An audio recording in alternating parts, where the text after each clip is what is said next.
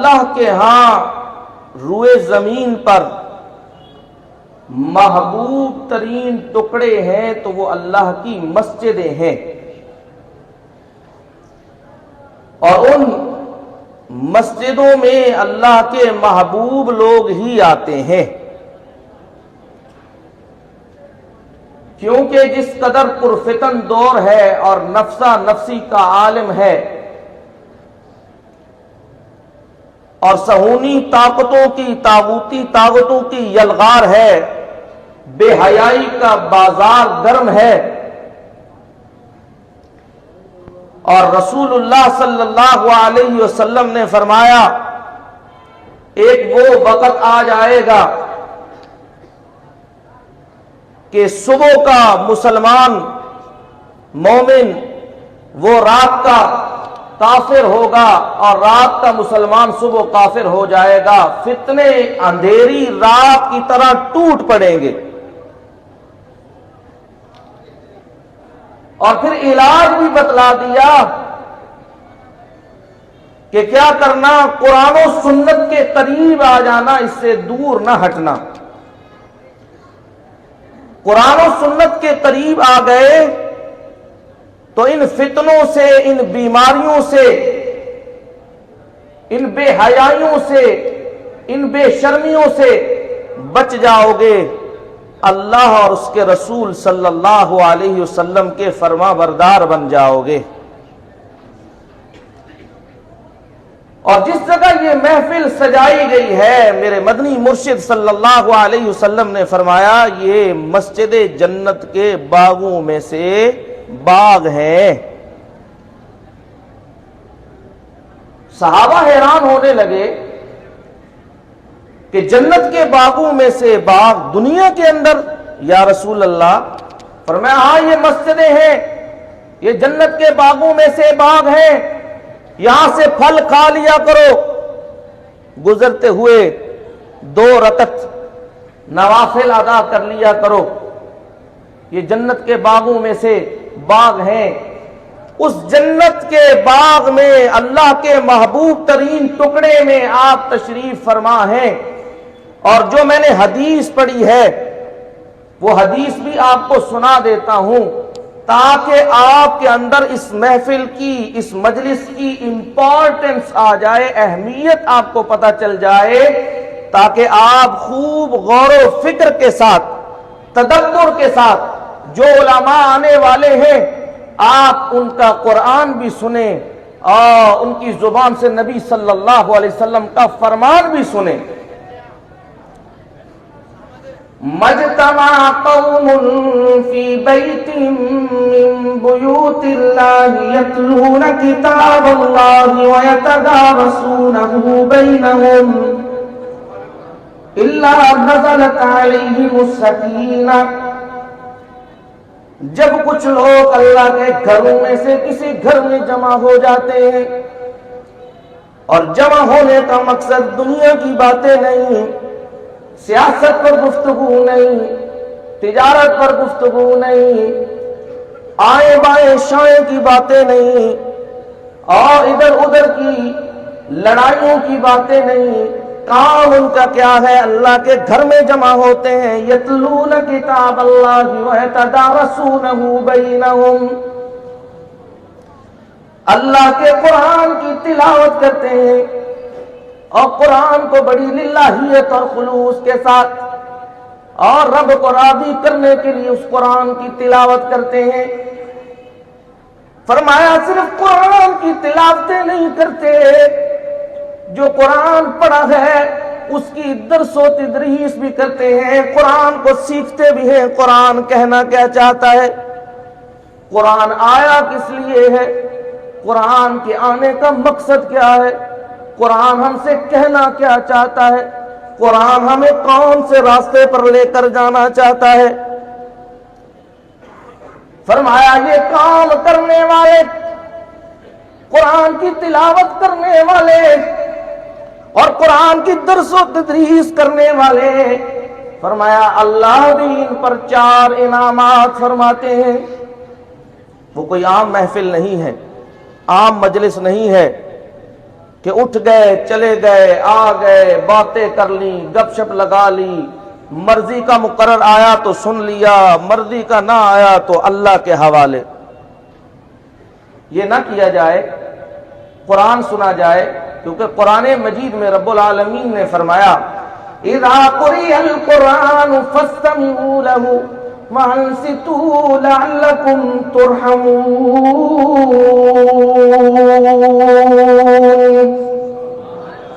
جب قرآن کی تلاوت کی جائے, قرآن پڑھنے والا قرآن پڑھ رہا ہے, چاہے وہ قاری ہے چاہے وہ عالم ہے, قرآن پڑھ رہا ہے, تمہارا کام کیا ہے؟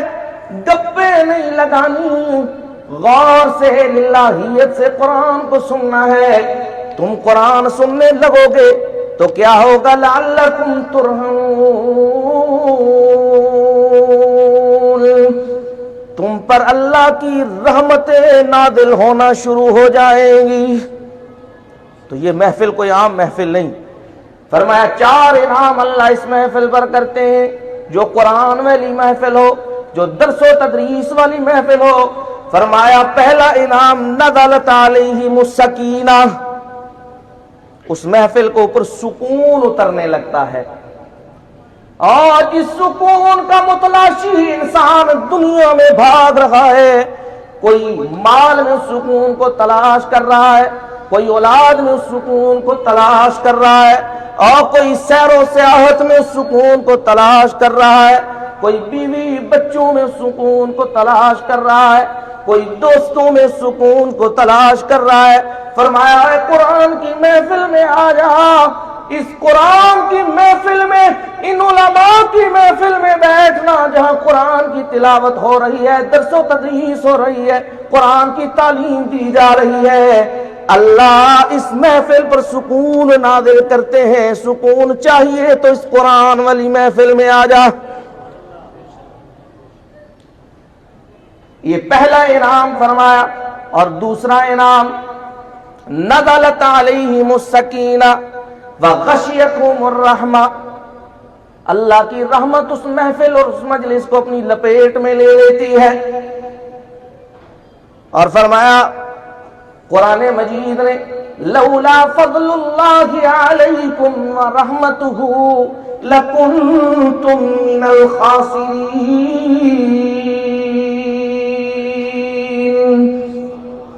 اگر تم پر اللہ کی رحمت اور اس کا فضل نہ ہو, اس کی مہربانی نہ ہو, اس کی رحمتوں کا نزول نہ ہو, تو تم نقصان اٹھانے والوں میں سے ہو جاؤ, تباہ و برباد ہو جاؤ, ذلیل و رسوا ہو جاؤ, تمہارا کوئی مقام نہ رہے, کوئی مرتبہ نہ رہے, اور مجبور بھی, بے کس بھی, کمزور بھی تم پر چڑھ دوڑے.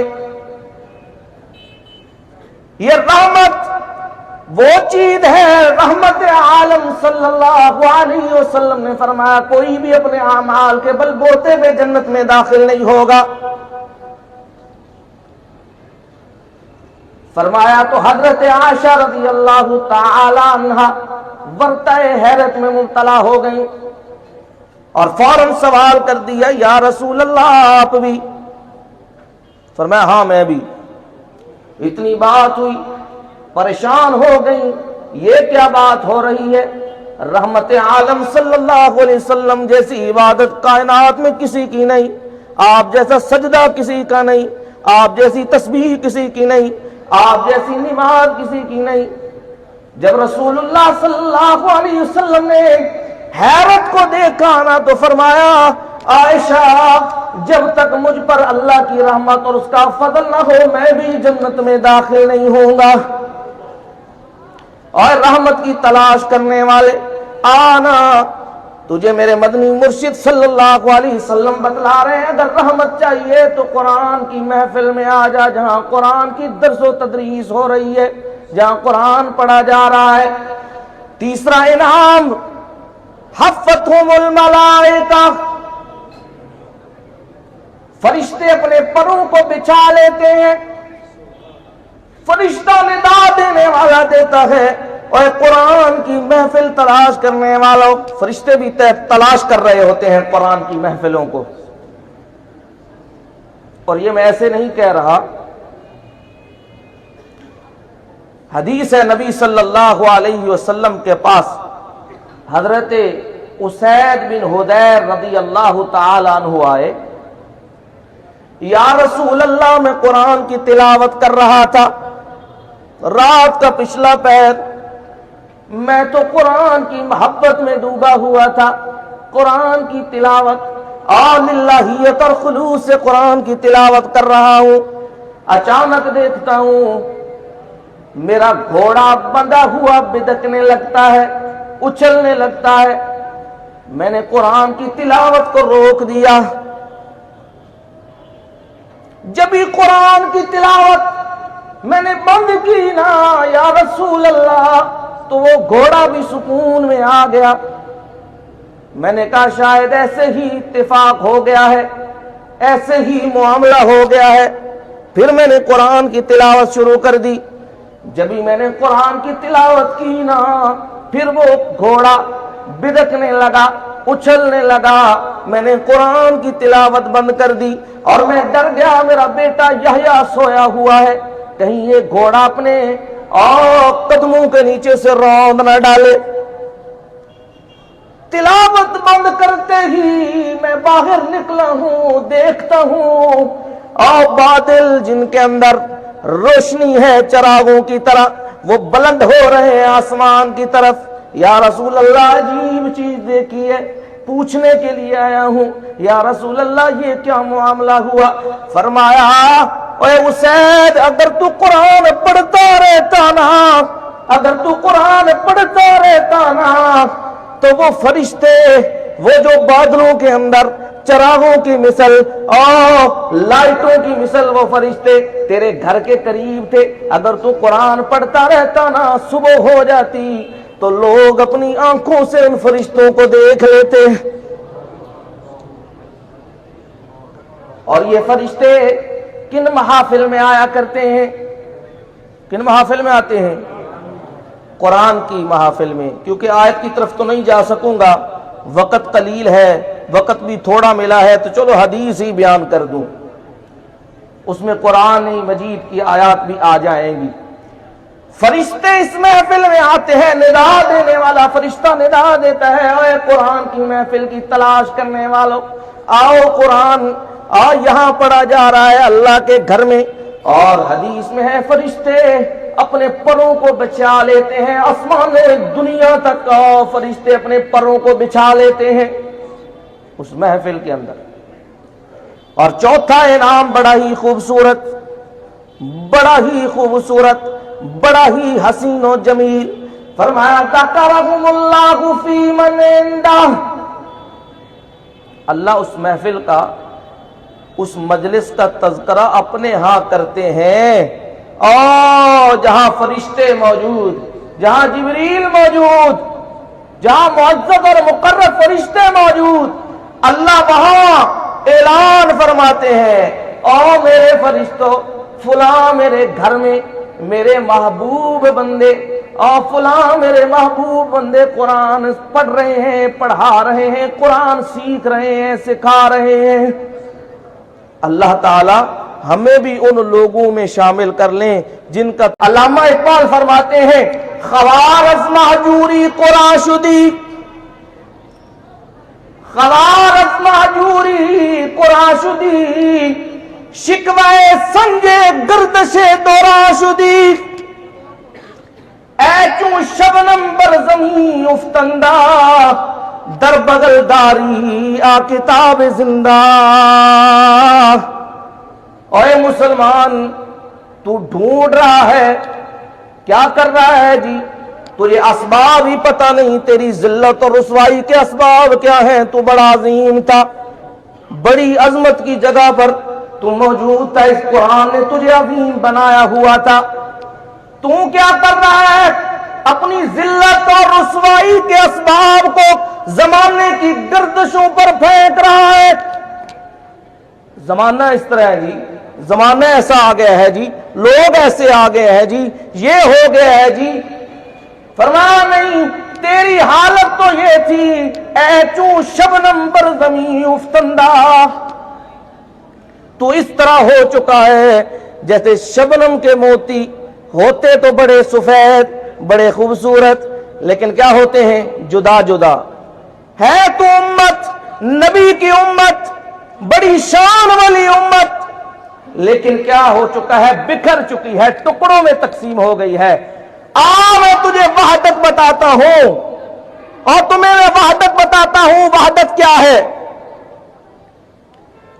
تم جو تقسیم ہو چکے ہو، تم پر اغیار وہ قابض ہو چکا ہے، تمہیں میں بتاتا ہوں اکٹھے ہو جاؤ، وہی شان تمہیں مل جائے گی، وہی عظمت تمہیں مل جائے گی، وہی وقار تمہیں مل جائے گا جو وقار جو شان جو عظمت تم سے کھو چکی ہے. در بغل داری آ کتاب زندہ، او کتاب زندہ، اور یہ جو تیری بغل میں ہے یہ قرآن کریم، اسے تو چھوڑ بیٹھا ہے. اس کتاب کی طرف آ جا، اللہ تجھے تیری کھوئی ہوئی عزت واپس دے دیں گے، تجھے عظمت مل جائے گی، شان مل جائے گی، جہان مل جائے گا. اللہ تعالی ہمیں عمل کی توفیق عطا فرمائے. وآخر دعوانا الحمدللہ رب العالمین.